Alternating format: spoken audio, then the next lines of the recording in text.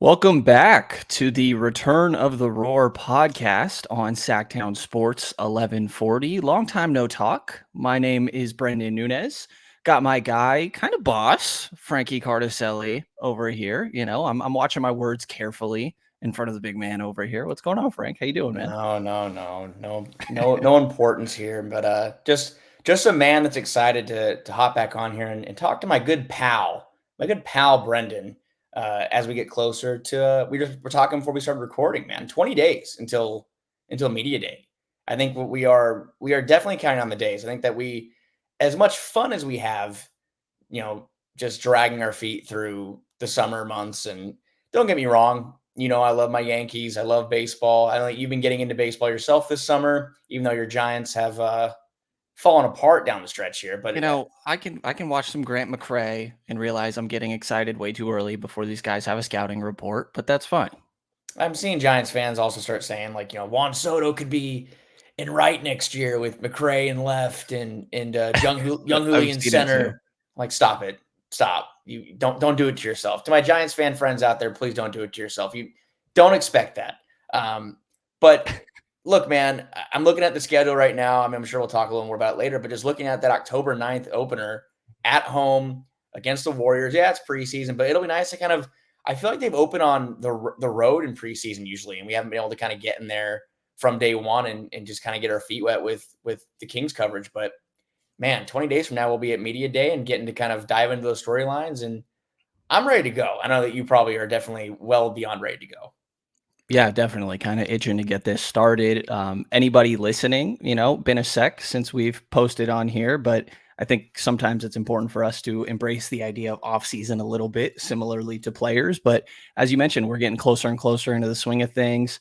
I have stopped King's Pulse for what it's worth. I'm going to be putting full efforts over here with Frank and excited to be doing so. So expect regular Return of the Roar podcast episodes moving forward. If you're listening on YouTube, a subscription is a good way to keep up with us there, Sactown Sports 1140, and same on any sort of audio platform. So we're definitely going to be bringing you things throughout the course of the season here, different guests and things like that, in station, out of station, and all those good things. And obviously the big thing that happened throughout this offseason is DeMar DeRozan, future Hall of Famer. You pointed out to me very quickly after they signed him, like, this guy is going into the Hall of Fame. I think he's 37th, I want to say, on the all-time scoring list. He's one below Steph Curry.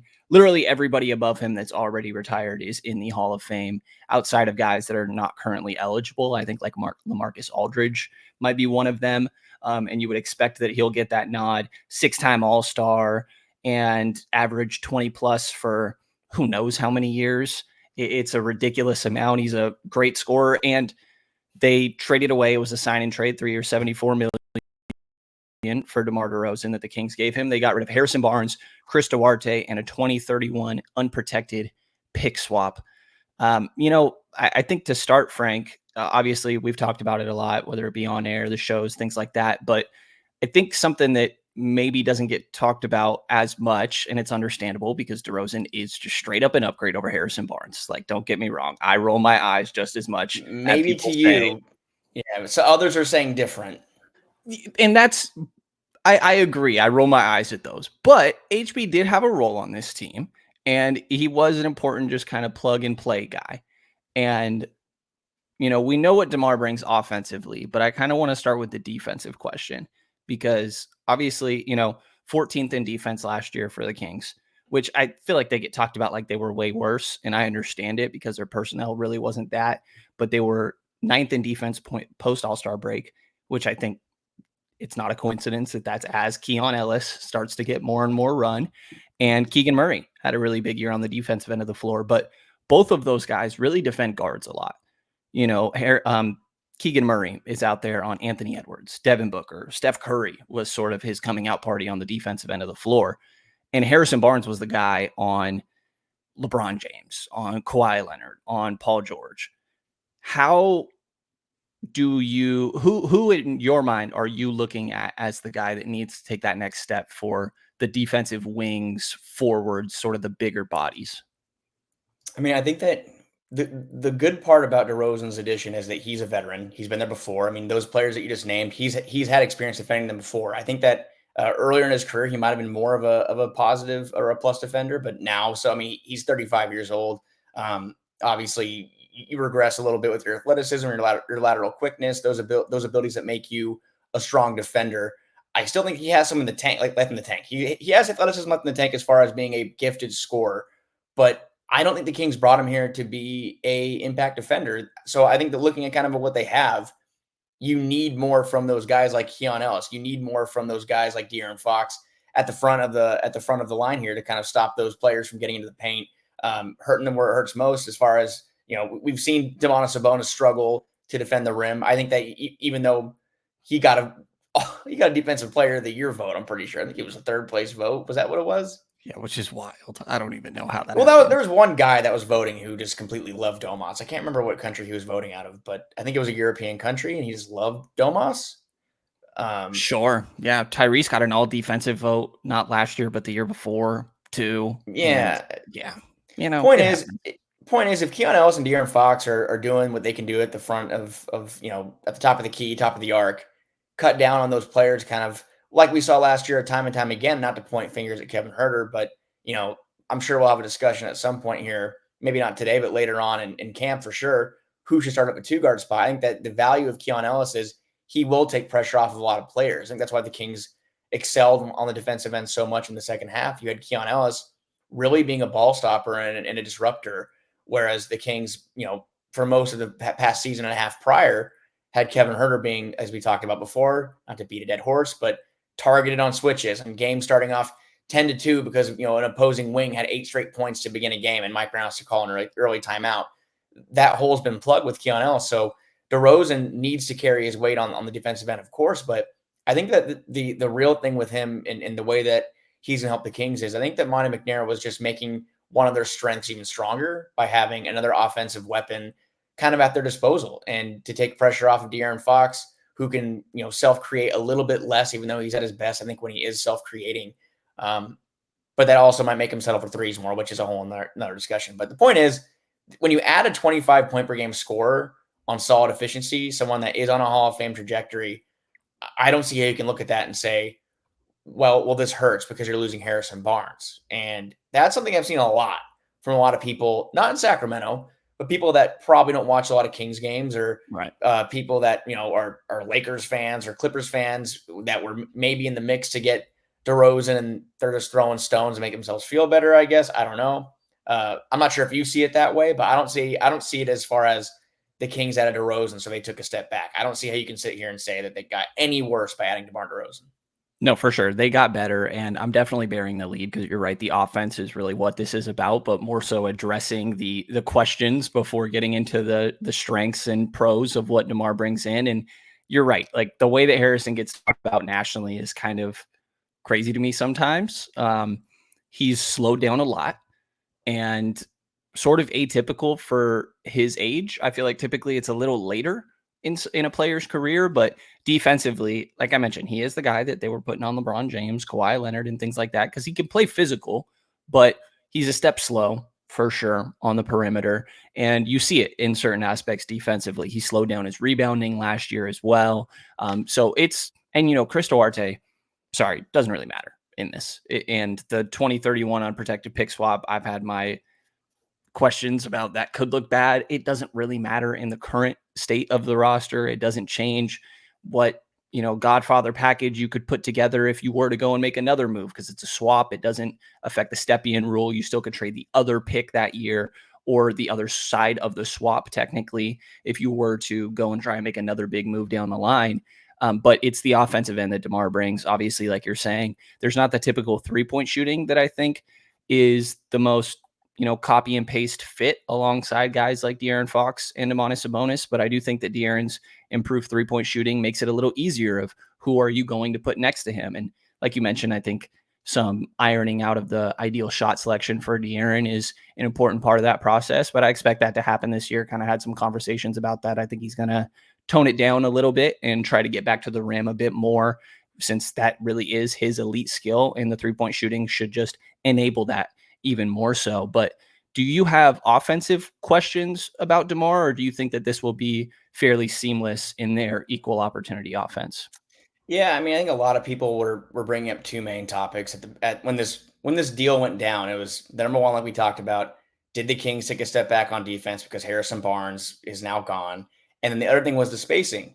Whereas I think that's an issue that gets brought up, and in no way am I lumping this group of the Kings in with like the Heatles and the Celtics back when they had their big three and other just kind of when multiple players that are ball dominant join forces, especially with the Suns, even like let's go with them. When Bradley Beal, Kevin Durant, and Devin Booker all joined forces last summer, I think one of the biggest conversations was one ball, how will the spacing work? Same situations happening here. How will the spacing work? I feel like having someone like Domantas Sabonis who can operate anywhere on the floor, really. He can run the break, he can operate out of the post, he can operate from the elbow. The fact that they're already working together and kind of planning out what their spots were, which I think that's what Sabonis and DeRozan said. They had that workout at USC earlier this month or at the end of August, rather. But Sabonis said that in the post workout interview. I can't remember the account name. I'm trying to remember. It's an NBA trainer, but he said that we're trying to find out what spots work and where where DeRozan likes to go, and you adapt. I think like any other professional sports team in not just basketball but anywhere else, you adapt to the circumstances. Bringing in a new player, bringing in new talent, things are going to change a little bit. But the fact that DeRozan isn't 3-point heavy, I believe he has said before that the 3-point shot is. I don't want to have the quote wrong. I think he said disrespectful to his game. It was something like that. To It was settle on Jeff Teague's pod. Yeah. to settle for threes is disrespectful, and I agree. He's one of the greatest mid-range scorers we've ever seen.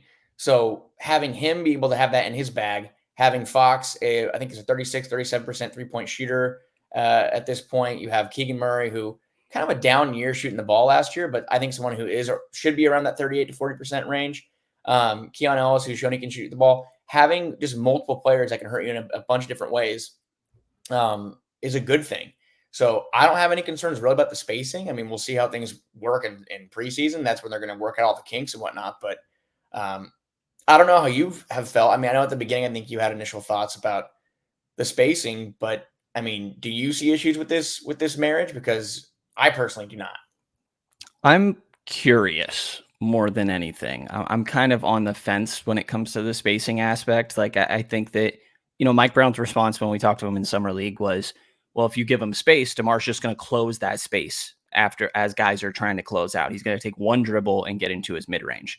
And I think that's fair. That makes sense to me. I think the aspect that I'll be more curious about is what's the healthy balance between a guy that, can kind of get into a rhythm sometimes and take 4 or 5 dribbles to set up a play. There might be 3 pump fakes on a possession before he gets a shot up, and he's elite at that. But the Kings, one of their offensive principles is playing in a 0.5 offense, making decisions in 0.5 seconds. You get the ball, are you going to shoot, pass, or drive? And I think that DeMar is a quick decision maker. It's sometimes he's going to take his time and be a little bit more slow and methodical. And I think there's a healthy balance of both that you saw that when the Kings got into tough half-court situations, it's like, all right, what's this going to be? And it kind of could end up with, we need De'Aaron Fox to make something happen. We need Malik Monk to make something happen. And now you have another option there. There were a lot of times where there were these lulls for the Kings and other teams. I felt like a big thing last year was other teams going on more extended runs than your typical 8-0 that happened throughout the course of an NBA game. And I think that DeMar can come in and slow things down a little bit. I think there will also be a lot of staggering with a lot of these guys. It's not like DeMar, De'Aaron, and Domas are playing 30 minutes together on the floor. You're going to be able to stagger these guys. And obviously Malik Monk works into that, Kevin Huerter and all these other guys. So for the most part, I think that it'll be interesting to me to see how they find that healthy balance of optimizing DeMar, but also making sure that he fits into their system. And I think that there's a balance of both. But another aspect of this is that it being a sign-in trade, he essentially chose to come to Sacramento. Not essentially, he did choose to come to Sacramento. Now, he was just on Podcast P, the Paul George podcast, which I find to be a great podcast for what it's worth. He was also on Jeff Teague's podcast. He might be doing a little bit of a book tour. He's doing the book tour that we saw with Chris Webber when he was here. And again, love C Webb, Right. but and these guys, they're trying to push their book, man, get that money. As he so should. As he should. Yeah. But I want to play a clip because on Podcast P, DeMar DeRozan was asked about joining Sacramento. And some of the other teams that he considered throughout the process, which I think can lead us to an interesting conversation. So here is DeMar on Podcast B. So we off to Sac now, bro. What was, because obviously being a Southern Cal kid, Los Angeles native, everyone, I'm sure Lakerland was dying to have you in LA. What was the deciding factor that led you in Sacramento? One, this is funny. One, I had to wait for what you was going to do, first of all. So I'm waiting for what you was going to do, first of all. I had a hell of a time in Chicago. Like, had some hell of a teammates in Chicago. Great city, great place. I think I was just looking for an opportunity just to win at a high level. Wherever that was going to be. I think coming out of last season, that was kind of like my view and my approach on this upcoming season. So, once season ended, I just kind of took a seat back and kind of, everybody knew I'm in a place where I just want to win. So from there, I just, I let the cards play out in a way to where, all right, let me see what landscape of what is going to win and where I could be a part of that and help with that. So, Sac came about and they were showing interest, like real interest. Mm-hmm. So when I sat back and looked at it and analyzed the team, great players, great coach, and I just always remember the last couple of years of always seeing them light this damn beam and winning and all that. Fans got a going movement crazy over there for sure. Yeah, for sure, got a movement, and that's definitely one thing you always want to be a part of is a contagious culture of an organization that want to win. And when I looked at all that, I just felt like it fit. It was a big key piece that I felt like I could bring from a leadership standpoint and definitely, skill standpoint that could kind of, push us over the edge. Mm-hmm. And, it became more and more appealing, as I waited. It took, I kind of took a while to sign because I just want to make sure the next decision I make, gave me the best opportunity to win. Mm-hmm. So I'm definitely looking forward to it. Where else during that free agency, like where else was you thinking about going? Thinking about Philly. Okay. Philly definitely was an option. Lakers was an option always. Clippers was an option. And the Heat was an option. I say those teams for sure was a real personal, legitimate option for me to, that I was. I mean, to hear someone say that their main priority is going somewhere where they can win, and ultimately your options are, or at least that he was seriously considering, like he says, are the Clippers, Lakers, Sixers, and the Heat, and ultimately side with Sacramento. That's crazy. And I will add that I'm sure there's other aspects involved in this. There might be what's my role going to be with X team or Y team and things like that, and potential fits, coaching and things like that. He complimented the Kings coaching there as well as their staff. But I mean, that's different. I mean, 100%. And I don't want to start off and be negative Nancy. Like, let me get to this part of the way, then I'll get to the good part. I do think some of those teams that he named, the Lakers couldn't afford him. Like, there's no way the Lakers could have brought him in unless they gave him probably a min deal where they move money around. Clippers were in a similar predicament. I mean, they lost Paul George. So they had a little bit more flexibility, but they chose to kind of plug those holes with vets. I think they brought in Derek Jones Jr. and they brought in Nick Batum back. I think they made another move too. I can't really recall. They made a bunch of little small moves, but the Heat are also in a similar role. They have a lot of money on the books. The Kings really had the best flexibility here, and they had money to spend. And obviously, shed some salary cap early in the offseason. Bringing Malik Monk back, I think, might have been enticing to DeRozan as well to kind of help move this thing along. I know that he said he talked to Malik, I think, early on in the process. But now the good part to me is he's 35 years old. And I know that DeMar DeRozan probably has enough money to be set for life at this point.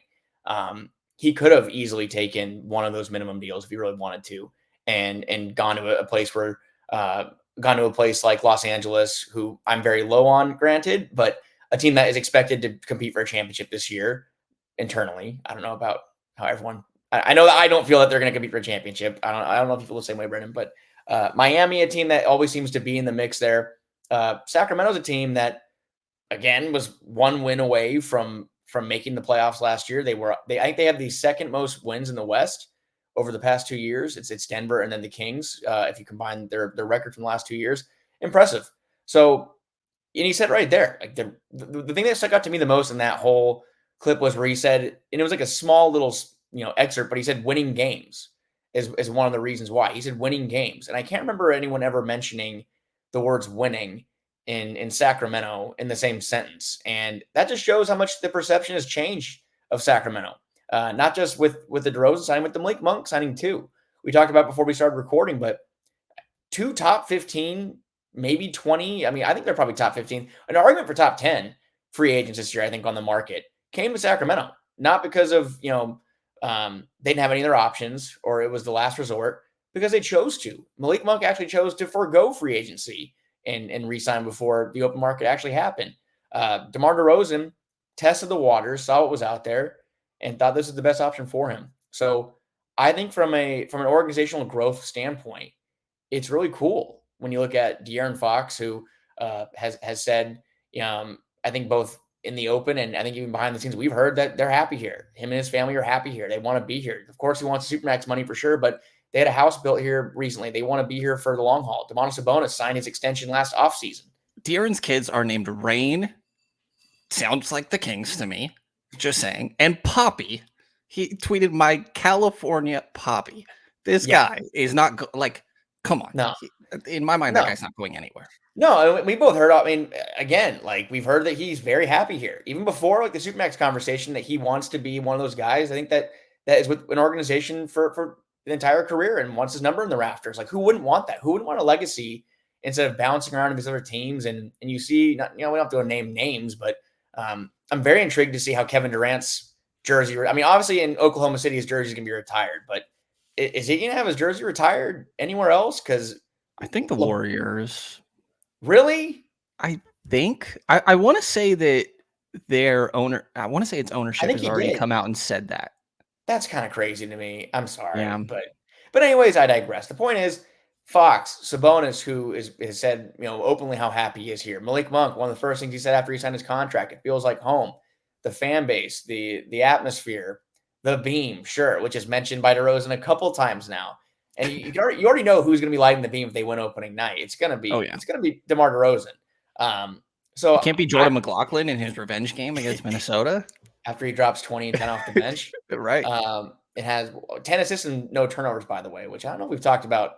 Not to get off topic, but he has like the best assist to turnover ratio, I think, in the NBA over the past 5 years with a limited sample size. But maybe it'll be him. 10 assists, no turnovers. Tyus Jones-ish, yeah.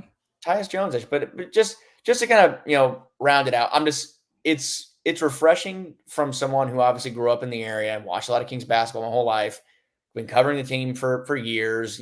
It's refreshing to see this public perception change, because I think whenever you talked about Sacramento before, it's almost like how we look at the Chicago White Sox in baseball right now, or how NFL fans looked at the Lions for a long time, or the Browns. Like they just were a laughing stock and never taken seriously, not just by opposing team fans, but by players in the league. And if you had told me 5 years ago DeMar DeRozan will be a Sacramento King, I would have just laughed and said, okay, what horrible circumstances, or what injury did he have down the line that made him have to go to Sacramento on an earn it situation?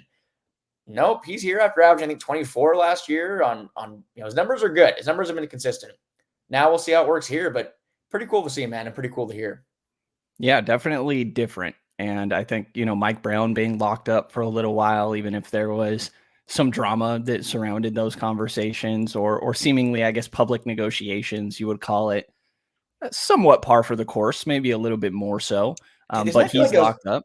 Doesn't that feel like that was forever ago? That does feel like a long time ago. Or it's probably like Brown, 2 months or so at this point. I think it was May. It was the Mike Brown drama. I think the news broke when I was at the Giants-Yankees game. And sorry, not to interrupt. That feels like it was forever ago, where there was the will Mike Brown and the Kings have a rift situation? Of course they didn't. Yeah, glad that worked out. I think that you said that well. Having two of what probably are top 10 free agents pick Sacramento when it comes down to it says a lot about the changing of the tides, sort of what's going on. They're not the the Pistons, and they're viewed differently in the eyes of the league. And I think obviously DeRozan slotting into that starting lineup. I think the other guys you can really pen in, obviously De'Aaron Fox, Domantas Sabonis, Keegan Murray. And then Kevin Huerter, when he was healthy, was starting a large majority of games. Obviously, there was that little stint where Huerter was in the starting lineup, played with Ellis a little bit in that spot while Kevin was healthy. And then ultimately Kevin goes down with that labrum tear, and Ellis starts the last, I want to say 20 or so games of the season. And we got an update on the 30th of last month of August that he will be reevaluated in mid-October prior to being cleared for full contact court activity. So mid-October, considering that will already be through probably preseason. And hypothetically, let's say mid-October is the 14th. There'd be 2 preseason games left. But okay, an interesting wrinkle or thing to that, and I'm not sure if you saw it the same way, but Kevin put out that update before we heard anything from the Kings themselves. Right. So did you take that as the Kings who put that update out? I think the day after, everyone kind of ran with that quote. Because again, at this point in the offseason, anything that is Kings related, Kings fans, passionate fan base, they want their news. They want their updates. It got blown up pretty big when Kevin Huerter was on that podcast saying that he's getting cleared to go on the court. I think that them putting that out was them kind of saying, hey, like, just because you're cleared for on court doesn't mean you're back for opening night. Did you take it as far as, okay, reevaluate mid-October and there's still a little bit to go after that? Or do you see him as someone that's going to be in line for October 24th? I mean, reevaluated prior to being cleared for full contact court activity, in my mind, means like that's probably going to take a sec even after the reevaluation. And like keyword reevaluated, not good to go. That could be that he still has more time that when they do their evaluation at that point. So in my mind, it makes me think that like we're probably, and the other option here is obviously Ellis, right? We can get into the Malik Monk conversation because people have questions there. But it makes me think that like this is probably going to be Ellis at the start of the season. But then the question becomes when Kevin is fully healthy and back, and obviously he's not going to come back in the first game that he's back. I wouldn't imagine him being in the starting lineup. No. I would imagine that there's a little bit of a, like anybody coming back from injury, let's just start you off slow and work your way up. But the saying of you don't lose your job due to injury, I don't know exactly how true that is in the modern NBA, but I don't know. Is there an aspect of that? Kevin plays well with the starters. I know that he does get targeted defensively. That was a big thing last year. Obviously, we mentioned the defensive improvement post All-Star break probably has a lot to do, not probably does have a lot to do with Ellis and what he brings on that end of the floor, who's still capable on the offensive end. But when Kevin is fully healthy, let's just assume that Ellis is in the starting lineup at the beginning of the regular season. And 2 weeks in, Kevin Huerter's fully good to go and has played 3-4 games coming off the bench. He's in a rhythm. He's good. Does Kevin deserve to just get slotted back into that starting spot in your mind? My short answer is no. I think that Ellis has earned his right in the starting lineup. I think that he, as much as Kevin Huerter did work with that group in 2022, 23, and even at times last year was obviously a down year for Kevin, and he obviously would admit that himself. But I think that what Keon brings that Kevin cannot, which is athleticism, defense, and 3-point shooting, not quite really. Like, I don't think Keon Ellis can go on a heater like Kevin Huerter can, but I feel like that's one aspect that can make him valuable in a second unit. Now, the conversation of us having Malik and Kevin in the second unit redundant, that's a conversation. I don't think so because Malik's very ball dominant. Kevin doesn't really self-create. But I do feel like Keon Ellis has earned that until we're at a point where it's December and he's shooting, 24% from 3 and maybe taking a step back on defense. And then maybe it's time to have a conversation. But I feel like Keon Ellis, day one, is the starter for the Sacramento Kings at the 2-guard spot.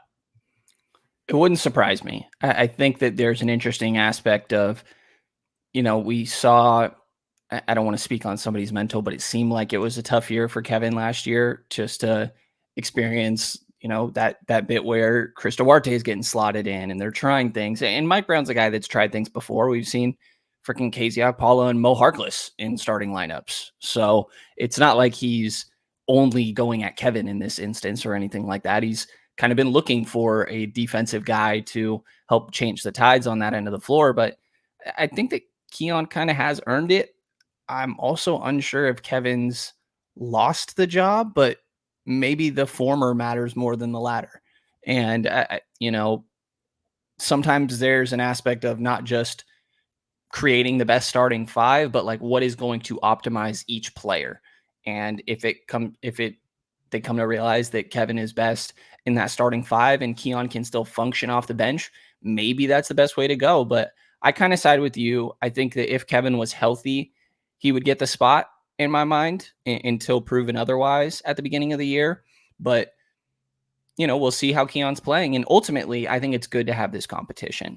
As long as everybody is still friendly on good terms throughout this whole process, which there's no reason to think that they're not, it's a motivating aspect for both of these guys. Keon 100%. Gets to spend the entire offseason working to try and prove that he deserves to stay in a starting lineup on a team that is trying to compete for the postseason in the Western Conference.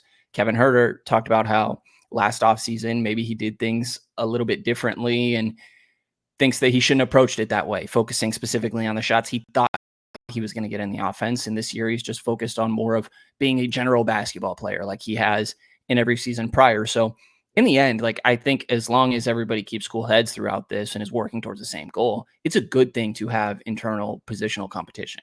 No, I 100%. And like, I relate to that a lot right now because, not to go on to the baseball tangent, but the Yankees just called up their top prospect, who's an outfielder, and they didn't want to. It was almost like they didn't want to hurt the starting left fielder Alex Verdugo's feelings all year. A guy who's hitting like 210, and they don't want to call up this generational prospect they've been hyping up for years. Now, I'm not saying there's parallels between Keon Ellis being the top prospect the Kings have had versus Kevin Huerter, who I don't think has been anywhere near as bad as his Yankee player I'm referring to. Kevin Huerter last year, even I think I have right in front of me, shot 36% from three last year. Not horrible. But I feel like competition, again, this is professional sports. I mean, if you're not cutting it at your certain position, if you're not doing your job, there's no time for hurt feelings and for, stepping on toes. This isn't, Parks and Rec. This isn't, elementary basketball. Like your feelings might get hurt if you're not performing. And I think Mike Brown is someone who clearly is not afraid to make a switch. We've seen him make switches often. Last year, there was kind of a revolving door of a position for the Kings. Really the only one you can look at with, Keon, Kevin, the Chris Duarte experiment and trying out different things. I feel like right now, Keon Ellis is Mike Brown's guy. And I think that just the defense and what he really showed down that final stretch did enough for Mike Brown, who, again, is a defensive-minded coach. I know that the numbers haven't reflected that for the majority of his time here, but that isn't all really, for him to blame. He's been at the mercy of the personnel that Monte McNair has provided him with. And it just so happens that Monte McNair has, maybe found a gem here with the undrafted Keon Ellis. So I think competition definitely is productive, and maybe it'll push Kevin to be, the best, 6th / 7th, 8th man, whatever off the bench he can be a dynamic scoring guard, or I guess now he's a forward, I think would be his position, the backup small forward. So it really will be interesting to me. That's one of the more interesting things I want to watch. If Kevin does get back in time to play in a couple preseason games getting into the season, even when he comes back, where does he fit in with this rotation, assuming that Keon is the starter? Is he going to play 15 to 18 minutes off the bench? Is he going to be someone that will play, 20 plus minutes, and will Keon and him kind of just split those minutes in their entirety at the 2-guard spot, and Malik handles the majority of the backup point guard role? Because some people have been pointing to the fact that Jordan McLaughlin might have been brought in just as insurance because Malik is someone who can be the backup point guard. I'm not sure how I view the backup point guard role in its entirety right now, but Mike Brown definitely has some interesting rotation sometimes. And last year, I think it kind of frustrated some fans that, sometimes he doesn't really go with the hot hand or what's been working the best, I guess, in the moment. Yeah. And anytime you ask Mike Brown about positions, he's going to say that their 1 to 4 are completely interchangeable. It's really just the 5 that has its own unique role in the offense. And it's just about, can you match up with the other team out there? And I think that it kind of leads us into that Malik Monk conversation, because anytime that I'm talking about starting fives and really just debating between Kevin and Keon. There's at least a couple people in the comments saying, what the hell, Coach Brenden already decided that Malik Monk isn't in the starting lineup. And I think that was viewed pretty obviously last year that that's not going to happen. Like Malik Monk said the same stuff he said at his press conference of wanting to be a starter. That's nothing new. He said that last year. I don't really get how it's still being kind of missed. I get it. People are banging their fists and they want to see your arguably, I guess bring in DeRozan and changes that, but your 3rd/4th best player be in your starting 5. Like it makes sense, right? But I mean, balance is so important. And if you put Malik Monk in the starting 5, that puts a lot more pressure on if Kevin Huerter's coming off the bench to be a very impactful 6-man type player. And I just don't think that he is. That's just not really the kind of skill set you see in a 6-man like that. Like you've seen it in the, Jamal Crawfords and I'm trying to think other great Lou Will. I mean, Malik Monk fits that mold.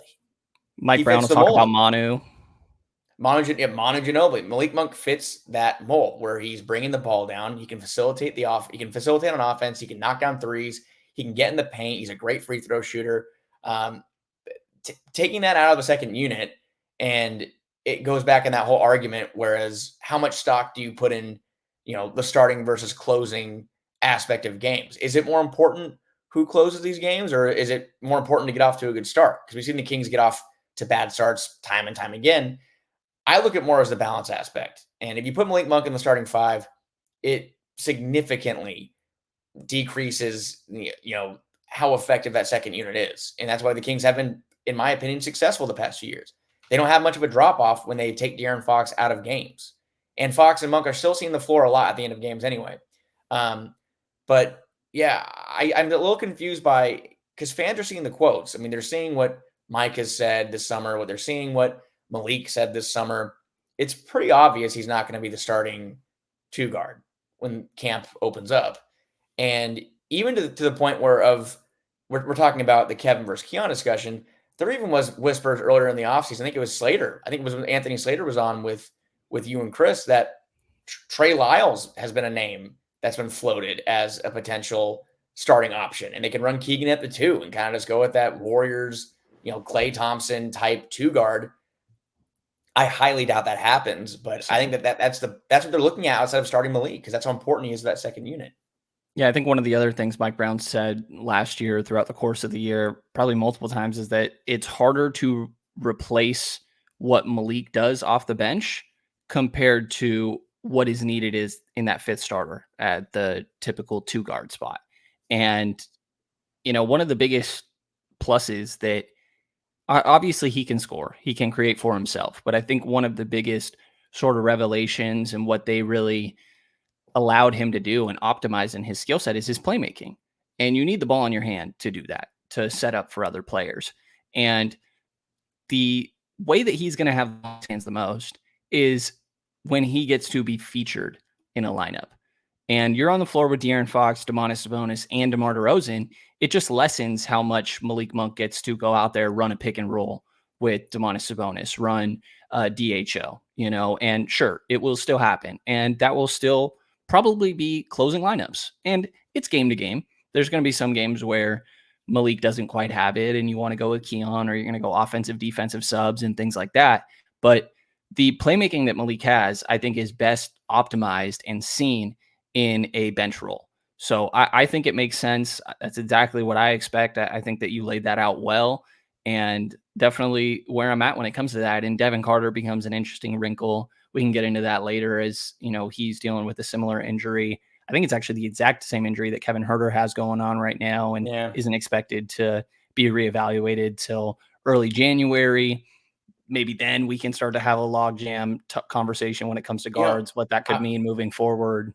I'm not a doctor, but I think, didn't we grow up at a time, or didn't some people have like dislocated shoulders that, well, the torn labrum is that's the problem with Kevin and I think Devin Carter's. I think they both had torn labrums. Yeah. But haven't people, I think was it Kobe who dislocated his shoulder and they popped it back in and he kept playing? Or I think Cody Something Bellinger like that. I think PG played a postseason with a shoulder issue. Yeah, and again, I'm not trying to say like why aren't Kevin and Devin Carter coming back and just pop it back in, let's go. No, they tore their labrums is different. I think that's what's setting the recovery, timetable so far back. I think it's 6 months for each player minimum. I think Cody Bellinger. I think it was in the World Series in 2020. He was jumping up to kind of do that celebration where you're like bumping arms with your teammate. I think he got hit so hard that he ruined his shoulder. I think it made him horrible because remember he got DFA'd by the Dodgers. They let him go because he was so bad. And it's kind of interesting how those injuries work That's out. crazy. But if you look on YouTube, I think for Cody Bellinger, it doesn't look like anything. He just goes up to hit arms with his teammate after hitting a huge home run. I think it was in the NLCS, and he just starts hanging his arm limp and kind of goes down the tunnel.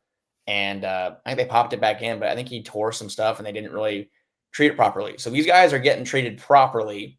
And Kevin, that was in March, I think. We're at month almost 7. So he's well into that, 6 to 8 month timetable. And then Devin Carter had his surgery, I believe, in June. And I think that right now, nothing has really changed. I think January 1st, that week, hopefully we can get an update. But if we start seeing him kind of puttering around the practice facility and then kind of getting on the court to start shooting near the end of December, maybe we'll have a clear idea. Just watching how guys kind of come back from injuries with the Kings. We never really hear much from them. They're, not to peel back the curtain, but we they're very protective of their players, which I think is, probably held in value with those guys in the locker room. They like and feel safe with this, with the leadership in that group there. But from a reporting standpoint, we really don't get much until the public does, which I guess is frustrating on some ends, but also is valuable for those readers and listeners and fans because you get it when we get it. So hopefully we get an update in January. Yeah, I think your Kevin example earlier is a good example of that. Of the Kings put it out after it became public because of a different reasoning.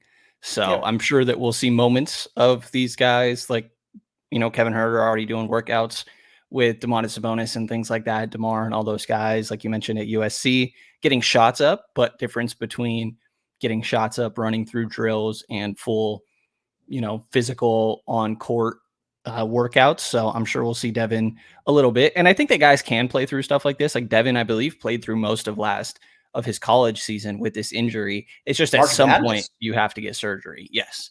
And shot the ball better than he has in his career, by the way, which is kind of interesting. Now it is his left shoulder for what it's worth. Maybe they should leave it alone. Yeah, maybe. You never know. It's too late. But right.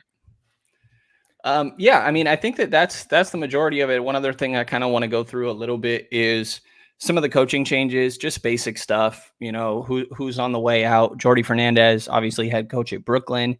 He brought Davidas Dolkes and Dutch Gately with him to Brooklyn, and those guys were more back of bench, worked as trainers for some of these guys. And, I think that Dutch was the one that worked with, I want to say it was Domas a lot. I could have that wrong. I know that Dolkes worked with Malik Monk a lot. And then you got Lindsey Harding, who obviously G League head coach of the year last year for her time with Stockton. And she had a good relationship with Keon Ellis, going back and forth there, is now on JJ Redick's staff with the Los Angeles Lakers. And the Kings have promoted, let's see. Luke Laux got moved up, I think, a spot on the bench. Luke Laux is front of the bench. Who am I? Who's elbow pass that I can't think of his name. Canada. I'm Jay Triano. Yes. He's the new associate head coach. So he takes over Jordy's role as Mike Brown's right-hand man, which makes sense for a guy who has been around the game forever and been head coach in the league before. And I think it hurts to lose Jordy. Like Jordy was Brown's defensive coordinator, I guess, if you look at it that way. But the Kings, the coaching staff, they still have the kind of their staples. I think that Mike, obviously, Jay Triano, Doug Christie, Luke Laux, I think a lot of players gravitate towards him. I know that you talk to Luke a lot too, and obviously a guy that's well liked. So good for that. Good for those guys. And obviously good to see a fan favorite and Doug continue to kind of slowly kind of rise that coaching totem pole. A guy that was head coach of the summer league team this year in Vegas. Absolutely. Jawad Williams was coaching their, I guess, B squad in summer league. Yeah. He got an internal promotion, and the two guys they brought in to be assistant coaches are Ricardo Foy, I'm assuming is how you say this last name. We will figure that out more so. He's been with Phoenix since 2019. He spent 5 years at Gonzaga before that, where he spent time with Domantas Sabonis, for what it's worth. And I found out that Mike Brown's pretty close with Mark Few, head coach of Gonzaga. So I'd imagine there were some conversations there when bringing in Ricardo. And the other addition is Jim Moran, who started with the Maine Red Claws a handful of years ago before going to Portland in 2014. Eventually was on Monty Williams' staff in Detroit before returning to Portland last year to coach their first season of their G League team, the Rip City Remix, which, finally every team in the league has a G League team, and Portland may have been the last one from what I know. But bringing in Jim Moran and Ricardo Foy to fill some of those spots, along with some internal promotions that are going on. And, really just kind of typical coaching moves in my mind. And I think more than anything, I don't know if people ever get concerned about guys leaving and things like that. I know everybody loved Jordy, but more than anything, it's a compliment to the coaching staff. If you have guys, assistants off your team getting promoted to head coaching spots in other roles, that means you're doing something right. Yeah, 100%. 100%. No, it's sad to see those guys go. Obviously, Jordy was great just around the team. Always said hi to us walking around the court. Great with the fans, just good guy. But someone that was well deserving, and pretty much every coaching hire that we heard over the past year and a half, 2 years, Jordy Fernandez was a name on those long list of names you'd see, those Woj or Shams tweets with, potential hires, even in the Suns job this summer, I think he was included in those two before it went to Mike Budenholzer. But, sad to see him go. But again, I'm happy for the opportunity for guys like Luke and Doug and Jay, who's now, back near the head of a bench, an NBA bench, the first time in a while. I think he was in Charlotte for a good amount of time as well in Toronto. So, change is uncomfortable sometimes, but I think that for this roster, a large amount of the guys that have been around are still here. And, Lindsey's off in LA right now. That's going to be a journey with JJ. Very intrigued to see how he does as a first-year head coach. I think that he's definitely a basketball genius, but can't translate to the court. We'll see. And then Jordy, obviously, in a rebuilding situation in Brooklyn, but a young head coach who's motivated. I think that they're going to, turn it around sooner than later. But, fact is Mike Brown's under contract for at least 3 more years. Jay Triano's here. And we're 20 days away, man. 20 days away. We're very close.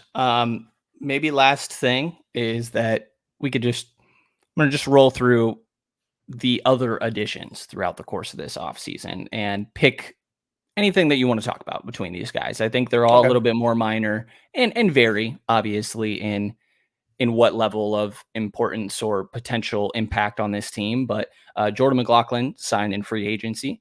Jalen McDaniels was acquired in a trade from the Toronto Raptors that sent out Davion Mitchell and Sasha Vezenkov. Primarily was just clearing space for the eventual DeMar DeRozan sign-in trade.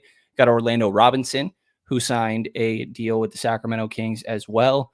And then Boogie Ellis on an Exhibit 10, spent time. He was at USC, which apparently Alvin Gentry's son is part of that coaching staff, and Boogie knows Alvin a little bit. And I think that it sounds like Alvin may have advocated a little bit for Boogie in this aspect. Skal Labissiere, also on an Exhibit 10, coming back to Sacramento once again, spent a lot of the year last season with Stockton. And then Terry Taylor, I didn't see any wording on it if his contract was an Exhibit 10 or what was going on there.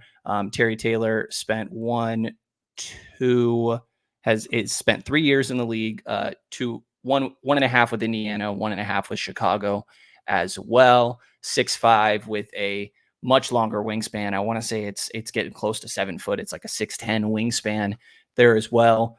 Who among those guys just stands out to you, or would you want to spend a quick sec talking about? I think Terry Taylor, obviously his wingspan, I think his wingspan exceeds Domantas Sabonis, which is kind of interesting. I think he's 6'4", so he's like 6'5".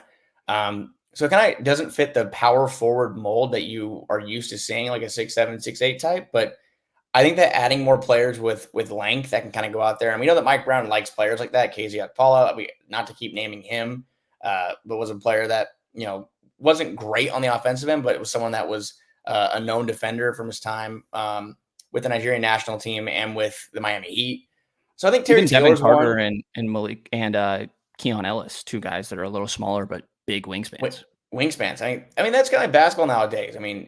a lot of guys are more mobile, and you know, in the era of positionless basketball, as long as you have players that can, you know, somehow match up with an opponent, maybe not by a height standpoint, but I mean, having a 6'11" wingspan at 6'5", like that's you're going to be able to hold your own against a lot of guys in the league, especially with the way I think he's 240, 6'5", 240 with 6'11" wingspans. That's, you know, not the tallest, but a big player.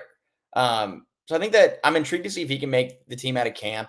I believe they still have 2 more spots open that they can fill, because I think you can carry 21 players into camp. We're going to trim it down to 18, which is 15 full roster spots, and then 3 two-way contracts. Those 3 two-way contracts also were filled with Mason Jones, Isaac Jones, and Isaiah Crawford, who I think everybody saw play in Summer League. But I'm not sure if you're intrigued by any of these guys.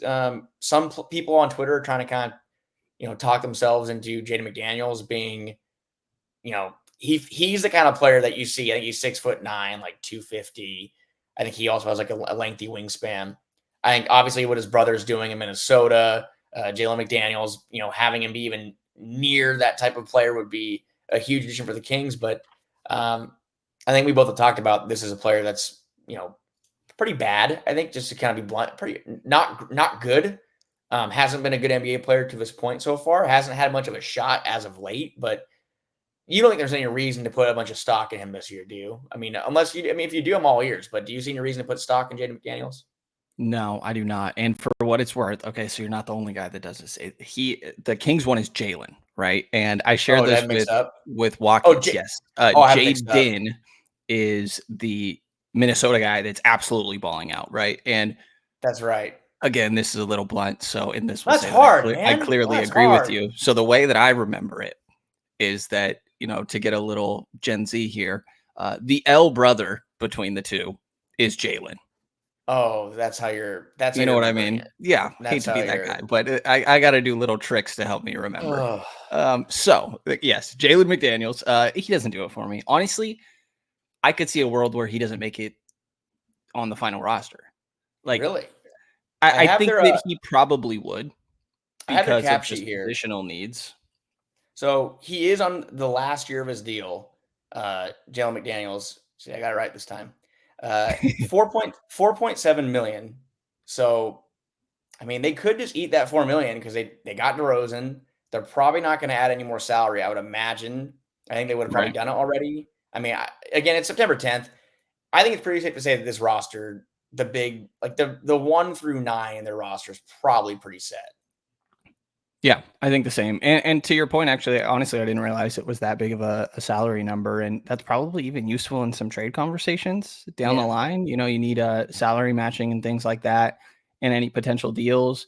And you don't really have like wing forward depth on this team. But I'm certainly not looking at Jalen McDaniels as a guy that to be in the rotation, really. I think that there are nights where Mike Brown will be searching, and he gives everybody a chance. He always talks about that's one of the big things he learned from Steve Kerr, is that sometimes you throw the 12th guy in because it keeps them locked in throughout the course of their training and practice and things like that.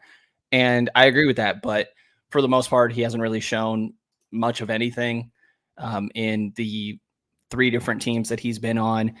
Terry Taylor catches my attention a little bit, like you kind of mentioned. I think a guy that plays bigger than he is. He played with Domantas Sabonis in Indiana, for what it's worth. And it's funny, like looking up Terry Taylor as the Kings signed him, I found an old article about him playing big and why that was good next to Domas in Indiana, who plays a little bit smaller than his typical position. And, you know, kind of a fun parallel there. But yeah, for the most part, that's really it for me. I'm interested in Jordan McLaughlin. You mentioned the assist to turnover, a guy that really takes care of the ball, a hound on the defensive end.